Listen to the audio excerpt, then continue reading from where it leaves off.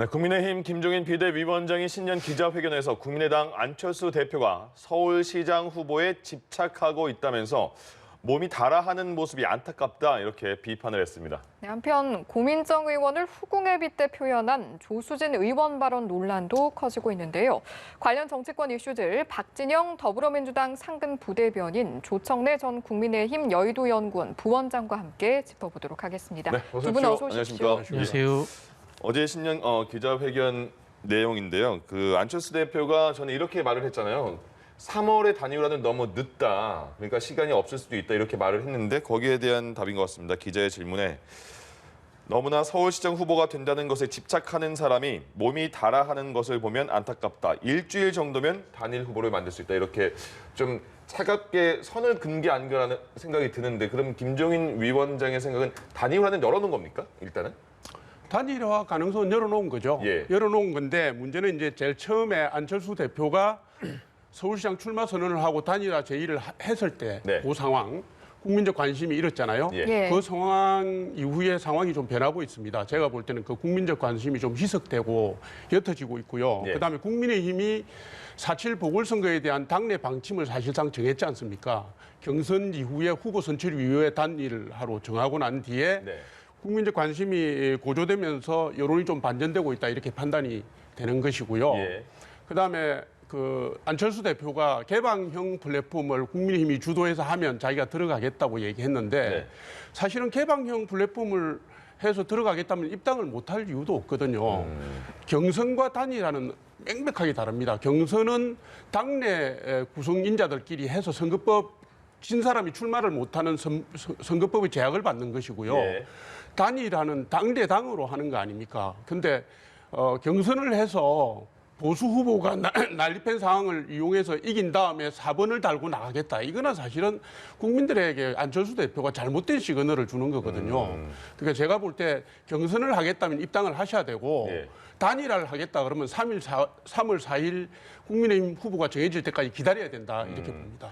그러면 결국에 지금 앞서 말씀하신 것 중에 안철수 대표가 처음에 출마 선언했을 때 굉장히 관심을 많이 끌었는데 지금은 상황이 달라진 것 같다라는 말씀이 네. 지금은 국민의힘의 예를 들어서 대표적으로 오세훈, 나경원 이런 후보들의 경쟁에서 관심이 많이 쏠리니까 네네. 그런 말씀이시죠? 예, 그렇습니다. 그러면 보궐선거는 단일화가 국민의힘에서는 나중에 안 돼도 괜찮다 이런 생각도 혹시 하시는 분이 계신가요? 단일화를 원하죠. 원하지만 정치적 상황이라는 게 유불리를 판단을 하다 보면 안철수 대표가 응하지 않을 수도 있는 거 아닙니까? 예. 그 경우까지를 포함해서 고민을 하고 있다 이렇게 보시면 되겠습니다. 네. 상대 입장에서 보면 안철수 대표의 단일화, 국민의힘과의 관계 어떻게 보이세요? 안철수 대표가 이제 3월이면 늦다라고 한 것은 네. 그 시기가 되면 본인한테 불리하다는 뜻이죠. 말씀하신 것처럼 국민의힘 후보가 선출이 되면 그 후보가 최소한 저는 한 30%갈 거라고 봅니다. 예. 그럼 안철수 후보를 지지했던 야권표들은 그쪽으로 하기 때문에 본인이 후보가 될 가능성이 없으니까 자꾸 이제 빨리 하자고 재촉하는 거죠. 예, 그러면 결국에 국민의힘과 안철수 대표의 단일화 가능성은 어떻게 보세요? 시간은 저는 국민의힘 편이다 이런 생각이 드는데요. 네. 다만 이 김종인 비대위원장이 개인적인 취향인지 호불호인지 안철수 대표를 굉장히 좀 이렇게 표현하자면 조롱하는 것 같아요. 뉘앙스 자체가 저 양반은 정치할 깜냥이 못 돼. 이런 취지의 말씀을 하시는 것 같은데 이게 적절한 수준까지 하면은 상대인 안철수 대표의 몸값을 막 후려치는 그런 역할은 할 수 있는데 예. 좀 과해지면은 우리 흔히 그런 이야기 하지 않습니까? 안철수 대표님 생각은 본인도 잘 모른다고 어떻게 또 이렇게 극단적인 상황이 올 수도 모르니까 적절한 수준에서 막 관리하지 않으실까 그런 생각이 듭니다. 네. 예. 김 위원장의 비판에도 그럼에도 불구하고 변치 않는 건 안철수 대표의 단일화 협상 의지인데 이렇게 계속해서 좀 굳건한 태도를 유지하는 이유는 어떻게 보고 계십니까? 사실은 이게 뭐냐면 보궐선거의 특성상 비례의석 세석을 가진 정당이 보궐선거를 치러 나간다는 게 굉장히 힘듭니다. 저는 이걸 안철수 대표께서도 경험상으로 알고 있다 이렇게 보는 것이고요. 그다음에 2018년도 선거 당시를 우리가 돌아보면 당시에 박원순 김문수, 안철수 세 분이 경쟁을 하셨는데 예. 그 선거 3, 40일 전에 여론조사를 보면 안철수 후보가 김문수 후보를 상당히 앞섰습니다. 네. 그런데 선거 당일날 투표함을 열어보니까 김문수 후보가 안철수 후보를 5% 정도 이긴 걸로 나왔거든요. 그러니까 지금 말씀하신 것처럼 시간이 갈수록 안철수 후보의 입지가 좁혀질 수밖에 없는 상황이고 예. 게다가 안철수 후보는 잘 아시는 것처럼 두 분이나 후보 양보를 했지 않습니까? 2011년도 박원순 전 시장에게 양보를 했고 예. 2012년도 문재인 대통령에게 양보를 했고 2014년도에는 민주당하고 합당해서 새정치민주연합의 당대표를 함으로 해서 문재인 정권이 출범하는 데 사실상 도움을 준 분이에요. 예. 그래서 이번에 안철수 대표는 어떻게 하든지 간에 자기가 단일 후보가 되어서 자신의 정치적 역정이나 이미지를 크게 전환을 해야 되는 네. 상황이어서 제가 볼 때는 이게 지금 단일화 과정이 꼭 쉽지만은 않을 겁니다. 예. 그래서 우리 당에서도 안철수 후보의 바로 그런 점들을 주시하고 있는 것이고요. 그 상황을 봐가면서 대응할 수밖에 없는 그런. 알겠습니다. 제가 좀 현실적인 이야기를 하나 드리면 잠시만요. 요 지금 속보가 들어와서 하나 전해드리고 얘기 듣겠습니다. 지금 조국 최강욱 열린민주당 대표의 1심 선고가 지금 나왔습니다. 조국 전 법무부 장관 아들에게 허위 인턴 확인서를 발급해준 혐의를 받고 있는데 지금 1심에서 유죄입니다. 집행유예 2년이 나왔습니다. 그러면 이게 징역 8개월의 집행유예 2년이 선고된 거면 그 의원직 상실이 확정이 되면 의원직 상실까지 가는 거잖아요. 그렇죠. 이게 뭐 선거 관련 정치관계법은 아니지만 예. 실형이 선고되면은 국회의원직을 이렇게 상실하게 되어 있죠. 이거 어떻게 보세요? 그럼 이게 조국 전 법무부 장관의 재판에도 같이 물려 있는 상황이라서 영향이 좀 있지 않을까라는 관측도 있던데 이번 판결 1심 선고 징역 8개월의 집행유예 2년 최강욱 열린민주당 대표의 선고 결과에 대해서는 어떻게 보세요? 저는 좀 과하다는 생각이 드는데요. 예. 물론 1심이니까 2심 또 하면은 또 어떤 상황이 벌어질지 모르겠지만은 네. 조국 전 장관에 대한 재판과 연동되어 가지고 좀 그 법여권에 좀 우려 섞인 그런 뭐 상황이 아닌가 이런 생각이 듭니다. 네. 최강욱 대표는 완전히 이런 일이 없다고 강하게 부인한 상황인데 이렇게 유죄가 징역 8개월의 집행유예 2년 이렇게 나왔습니다. 지난번에 정경심 교수 재판 때 네. 1심 선고 때 보면 8개 사항에 대해서 다 법원에서 인정을 했잖아요. 예. 특히 허위 스펙 문제, 뭐 증명서 발급 문제, 그때 이미 이게 저는 이 문제가 그때 예. 예시가 된 거고요. 예. 최강욱 대표나 조국 전 장관이나 다 재판에 영향을 미칠 거라고 본 겁니다. 네. 게다가 이거는 지금 사실 공문서 위조잖아요. 인턴 허위 증명서라는 게. 예. 큰 거죠. 금고 이상이면은 현역 의원이 배치를 내려놔야 됩니다. 네. 알겠습니다. 조국 전 법무부 장관 아들에게 허위 인턴 확인서를 발급해준 혐의를 받고 있었는데 최강욱 열린민주당 대표 1심 선고에서 징역 8개월, 집행유예 2년이 선고됐다는 소식이 지금 들어왔습니다. 조금 전에 하시려는 말씀 다시 들어볼까요? 예, 저는 그 안철수 대표가 지지율이 떨어지면은 네. 완주하기 어렵다고 보는데요. 이분이 경제인이지 않습니까? 네. 서울시장 선거에서 15%를 득표하지 못하면은 선거운동 비용을 100% 환급받지 못합니다. 예. 그런 상황이 올 수도 있기 때문에 예. 아마 저는 김종인 대표가 이런 것까지도 염두해서 지속적으로 안철수 대표가 지지율이 떨어지는 상황을 만들기 위해서 이런 행동을 하시는 게 아닌가 이런 생각이 듭니다. 네. 그런 상황을 만들려는 궁극적인 의도는 국민의힘에서 후보자를 내기 위해서입니까? 그렇죠. 이제 국민의힘 후보로 단일화되는 상황을 만들기 위해서죠. 네. 예, 알겠습니다. 김종인 위원장이 윤석열 총장을 뭐 생각해서 한 언급이었겠죠. 별의 순간이 온 것 같다 윤석열 총장에 대해서. 근데 어제는 질의응답 과정에서 관심이 없다 윤석열 총장에 대해서 관심이 없다. 이건 어떤 의미일까요? 우선 김종인 위원장, 비대위원장의 행보를 보면요. 네.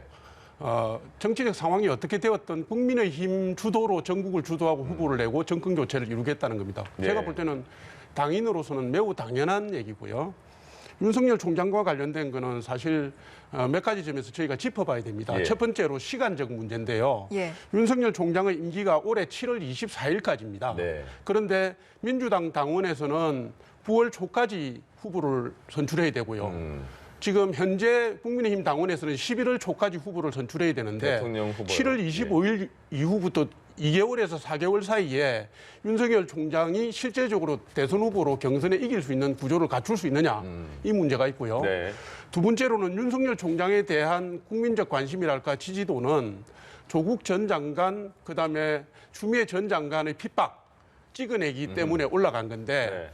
대통령께서 지난번 신년 기자회견 하시고 최근에 박범계 장관의 말씀을 들어보면 이게 이제 상대적으로 휴전기에 들어갈 것 같거든요. 예. 휴전기에 들어가면 아무래도 윤석열 총장의 지지율이 하락할 가능성이 있다 이렇게 보는 것이고 예. 세 번째는 정치적 상황을 변화시킬 수 있는 주체적인 컨트롤 능력이 지금 윤석열 총장에게 있느냐. 세력이라든가 지역 기반이라든가 수단이라든가 이게 전혀 없거든요. 네. 그렇기 때문에 7월 24일 이후에 윤석열 총장이 어떤 선택을 하는지 본 다음에 당이 대응이 가능하다. 이렇게 이해하시고 김종인 위원장의 말씀도 그 말씀이라고 저는 보고 그 있습니다. 많은 뜻이 짧은 그 대답에 예, 들어있는 그 안에 거거든요. 그게 다 들어가 있다 이렇게 봅니다. 알겠습니다. 네, 알겠습니다. 자, 그런가 하면 어제 정치권에서는 이 내용도 논란이 됐습니다. 예. 국민의힘의 조수진 의원이 민주당의 고민정 의원을 두고 후궁을 빗대는 발언을 해서 논란이 된 건데 고민정 의원도 고발에 나선 상황이고 민주당도 사퇴 요구에 나선 상황에서 일단 오늘 조 의원이 논란에 송구스럽다라는 입장을 밝혔습니다. 정확한 표현은 애초 취지와 다르게 비유적 표현이 정치적 논란이 된 점에 대해서 송구스럽게 생각한다 이 내용이었는데 어떻게 들으셨습니까? 일단 고민정 의원은 고발이 아니라 고소를 한 거죠? 예. 그렇죠. 예. 고민정 의원의 고소권은 이 당사자 간의 문제이기 때문에 네. 좀 지켜봐야 될 것 같습니다. 이 모욕죄라든가 이런 게 성립될 수 있고 한편으로 또 성희롱이 될 수 있다라는 이야기를 하는 이 법조인들도 있기 때문에 예. 저는 이런 생각을 합니다. 이 정치를 하다 보면은 뭐 저도 이제 평론을 하는 입장에서 때때로 비유를 하거나 조롱을 하기도 합니다. 하는데 이번은 정말 역대급이라는 뭐 그런 생각이 들고요. 예. 성인지 감수성의 문제도 있고 정치를 보는 시각 자체도 굉장히 봉건적으로 보고 있다. 예. 누군가의 이 권력자에 의해서 낙점을 찍어서 특혜를 봐서 그 사람이 출세할 수 있다라는 식의 생각인 거지 않습니까? 예. 사실은 이제 고민정 의원이 지역구에서 야권 대권 주자를 꺾은 거예요. 굉장히 고생해서 저 자리까지 간 겁니다. 본인은 비례대표입니다. 그러니까 오세훈 후보를 꺾었다는 말이죠. 그렇죠. 본인은 비례대표로 쉽게 들어왔어요. 네. 앞뒤가 안 맞는 거예요. 이분이 얼마 전에 저기 청문회 때 박범계 의원의 2천만 원 재산 누락에 대해서 굉장히 호통을 쳤는데 네. 본인은 훨씬 더 큰 액수의 재산 누락 사건으로 재판까지 받았지 않습니까? 예. 앞뒤가 안 맞다라는 말씀을 드리고 싶고요. 저는 이제 정치인들이 비유나 이런 표현들을 할 때 공부 좀 했으면 좋겠어요. 얼마 전에 진중권 씨와 배현진 의원이 머리에 뭐 우동이 들었다, 뭐 이런 이야기를 했지 않습니까? 제가 말로 표현할 수 없겠는데 저는 그때 나는 뭐라고 표현할까 생각해봤어요. 뭐 누란이 쌓여있다 앞마당에. 네. 이게 뭐냐면요. 고전이라든가 아니면 하다못해 성경이라도 많이 열심히 읽어보시면요. 우리 역사적으로 검증된 좋은 말들이 많습니다. 그런 좀 고급스러운 언어로 해야지 정치가 품격이 높아지지. 저는 이 정도 수준은 정치의 품격을 완전히 훼손시키고 국민들에게 혐오받는 정치인의 모습을 저는 보였다고 생각하고요. 예. 이 부분을 좀 결자해제해야 된다는 측면에서 국민의힘이 앞서서 국회윤리위원회 제소하는 게 어떨까? 저는 뭐 그런 제안을 해봅니다. 네. 여기 대해서 바로 말씀을 해주시면 좋을 것 같은데요. 예, 이 사안의 발단은 사실 고민정 의원이 지난 총선에서 자기하고 경쟁했던 오세훈 전 시장을 조롱한 데서 시작된 거 아닙니까? 그죠? 근데 발단은 고민정 의원이 먼저 만드는 건 맞고요. 거기에 대한 조수진 의원의 대응은 제가 보기에도 적절한 건 아닙니다. 네. 정치를 하면서 공격을 안 할 수는 없는데 이게 금도가 있고 언어의 품격이 있어야 되는데 정말 제가 보기에도 이게 지금 수준이 낮고 국민들에게 정치에 대한 실망을 주는 거거든요. 예. 특히 여성 비하 발언이라든가 이런 그게 내용이 뭐든지 간에 의도하는 바가 뭐든지 간에 잘못된 게 있으면 빨리 사과하고 저는 그 부분에 대해서는 잘못되면 사과하고 시인하고 내리는 것이 예. 국민에 대한 예의다 이렇게 봅니다. 정당의 문제는 아닙니다. 제가 볼 때는. 그러니까 네. 글은 내린 것 같고요. 근데 그 당내 김근식 의원도 직접 사과를 해라 당사자에게 이런 말을 한 것 같은데 네. 그 조수진 의원의 그 입장문을 보니까 고민정 의원에 사과한 게 아니고 내 뜻이 이렇게 잘못 전달된 거에 대해서 송구하다 이런 표현을 했어요. 그러면 당사자에 대한 사과는 아닌 것 같은데요. 이 정도면 제가 볼 때는 적절한- 1차적으로는 국민들에게 사과하는 게 맞고요. 예. 그다음에 고민정 의원의 잘못을 지적하되 과도한 표현에 대해서는 사과를 해야 된다고 저는 봅니다. 알겠습니다. 예. 고민정 의원이 네. 나한테도 진 사람이 서울시장 나가는 게 이게 맞느냐, 앞뒤가 맞느냐, 이 정도 수준이 그건 뭐 조롱이라고 보기도 어려운 이제 비교할 수 없는 막말이지 않습니까? 예. 예, 그런 부분이기 때문에 저는 고민정 의원이 이 개인적으로 소를 취하지 않을 것 같아요. 굉장히 불쾌했을 겁니다. 네. 예. 알겠습니다. 이제 이낙연 대표가 어제 그 인권위원회에서 박원순 서울시장에 대해서 이거는 뭐 성희롱이다 이렇게 발표가 나왔잖아요. 네. 이낙연 대표가 이제 그 문제에 대해서는 두 번째로 사과를 공식적으로 한 것 같습니다. 근데 너무 늦은 사과 아니냐, 그리고 지금 보궐선거용 사과가 아니냐 이런 또 비판도 나오고 있는데 그건 어떻게 보세요? 박원순 전 시장의 성추행 의혹이 네. 인권위원회 발표를 기다린 다음에 사과를 해야 되는 내용이냐 예. 이런 의문을 제기하지 않을 수 없습니다. 6개월이나 지났거든요. 그 6개월 동안에 이낙연 대표께서 피해자를 갖다가 피해 호소인이라고 함으로 해서 사실상 2차 가해를 하셨고요. 네. 그다음에 당 대표로서 당헌을 바꿔가면서까지 서울시장 선거, 부산시장 선거 후보를 냈고 예. 결과적으로 민주당은 기책사유위에서 만든 건데 838억 원의 돈을 서울 시민들, 부산 시민들이 내야 되잖아요. 이걸 주도하신 분도 사실은 이낙연 대표세요. 그런데다가 최근에 이제 김종철 정의당 전 대표의 성추행 문제가 불거지니까 진보진영 전체의 선거에 악영향을 끼친다고 봐서 사과하신 것 같은데 저는 이 경우에는 진정성을 의심할 수밖에 없습니다. 예, 당연한 지적이라고 보는 거고요. 예. 뭐 지금 생각해 보면 6개월 전에 좀 더 적극적으로 사과했으면 좋았을 거라는 뭐 후회도 됩니다만은 예. 사실 꾸준히 사과의 말씀은 해왔습니다. 그리고 또 야당이나 이런 사과하라는 공세가 있었기 때문에 사과를 했는데 또 뭐 더 하라고 하니까 참 난감한 상황인데요. 민주당의 귀책 사유가 있다는 비판도 달게 받아야 되고요. 예. 다만 저희가 그런 비판을 받으면서도 후보를 냈는데 후보를 내는 것 자체가 또 2차 가해다.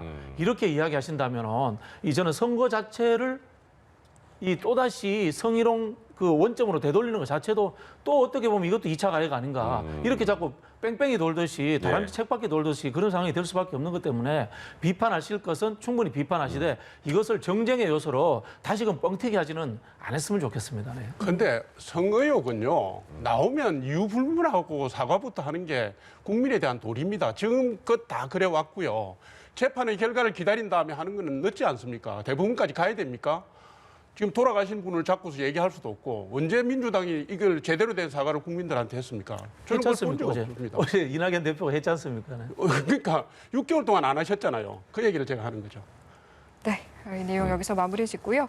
오늘부터 박범계 법무부 장관의 임기가 시작이 됩니다. 하지만 예. 국민의힘에서는 야당의 동의 없이 이루어진 장관급 인사, 27번째 인사라며 비판에 나섰는데 사실 문 대통령이 줄곧 협치를 강조해 오고 있는데 인사 자체는 야당 동의 없이 이어지고 있거든요. 이런 상황 어떻게 좀 지금 보십니까? 말씀하셨지만 문재인 정부 출범 이후에 20대 국회에서만 23분의 장관을 인사청문 경과 보고서 없이 바로 임명을 하셨고요. 지금 말씀하신 것처럼 야당 동의 없이 한 거는 27번째입니다. 제가 볼 때는 이럴 거면 뭐하러 청문회를 합니까? 인사청문회. 인사청문회가 무슨 요식행위도 아니고 통과 의례도 아니고 말로는 협치를 하는데 하고 싶은 대로 다 하잖아요. 게다가 지금 조국 전 장관, 추미애 전 장관, 지금 박범계 장관까지 뭐 고소고발을 당했거나 피의자 신분으로 재판을 받고 있는 분들이고 법무부 차관은 지금 뭐 택시기사 폭행 및 위정교사 혐의로 수사를 받고 있고 예.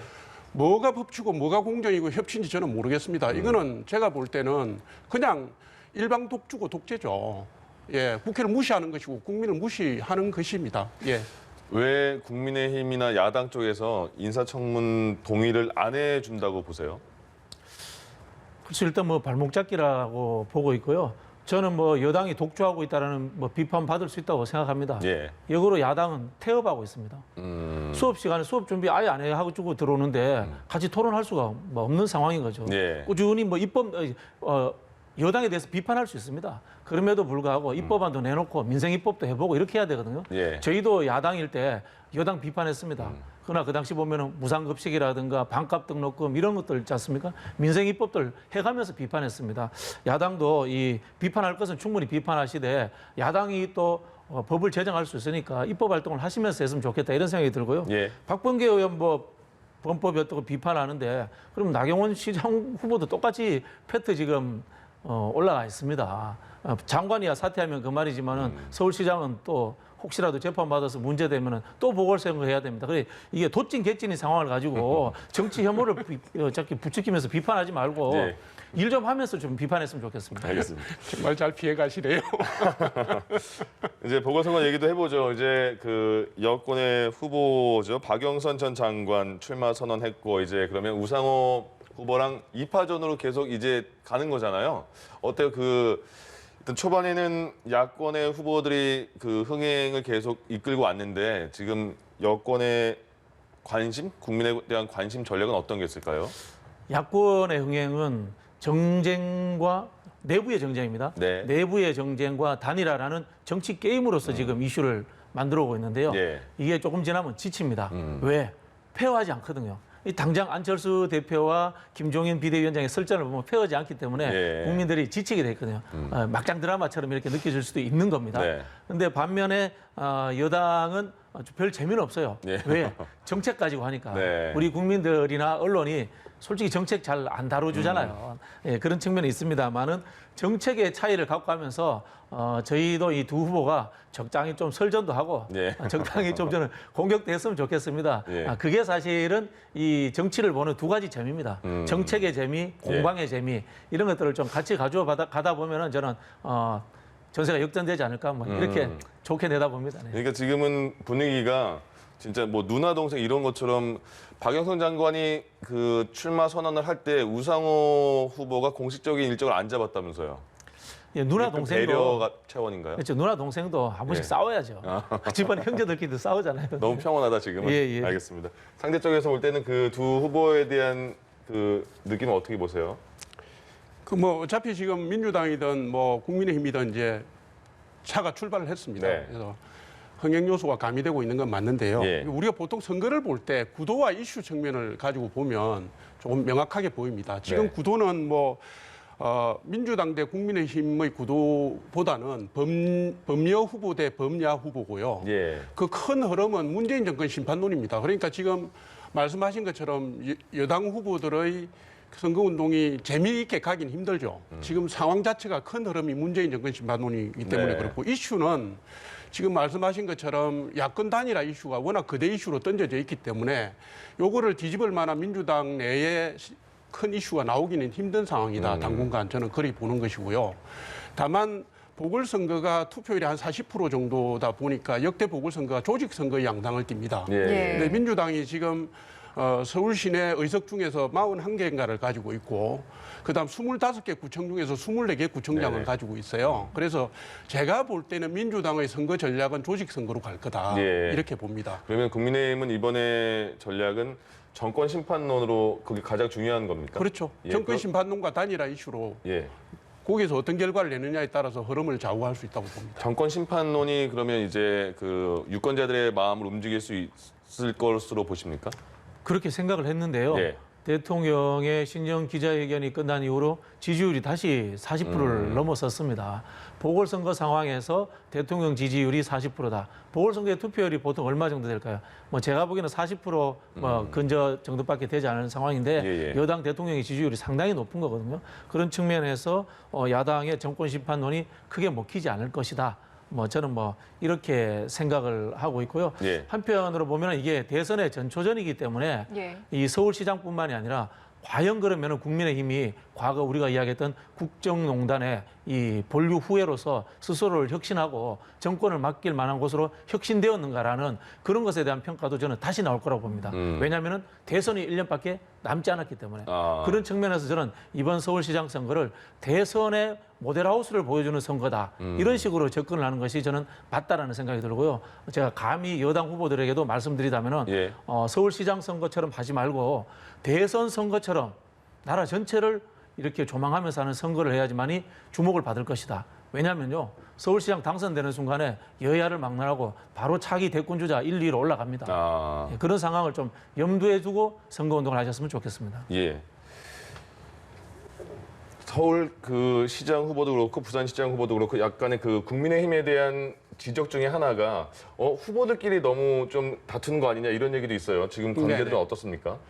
제가 볼 때는 그거는 당내에서 좀 정돈이 될 거라고 봅니다. 예. 시민검증위원회 이런 게 가동이 되고 있고요. 그다음에 공천관리위원회에서 지나친 부분은 적정하게 제어를 하고 제약을 해가면서 국민 눈높이에 맞는 예. 선거를 할 수 있도록 이끌어갈 겁니다. 오늘부터 이제 부산에서 후보 PT가 시작돼서 네. 그 장정이 올라갑니다. 올라가서 최종 후보가 결정되는 게 3월 4일입니다. 예. 그간에 이제 네 명이 결정되는 건가요, 그럼? 네? 최종 후보가 3월 4월 4일 날 결정이 됩니다. 예, 예. 되고 이제 2월 5일 이후면은 본선 후보 4명으로 좁혀지면 아, 네네. 1대1 네. 스탠딩 토론 같은 게 가면서 예. 좀 국민적 관심을 고조시킬 수 있을 걸로 그렇게 보고 있습니다. 예, 알겠습니다. 여기까지 듣겠습니다. 박진영 더불어민주당 상근 부대변인, 조청래 전 국민의힘 여의도 연구원 부원장 두 분과 함께했습니다. 고맙습니다.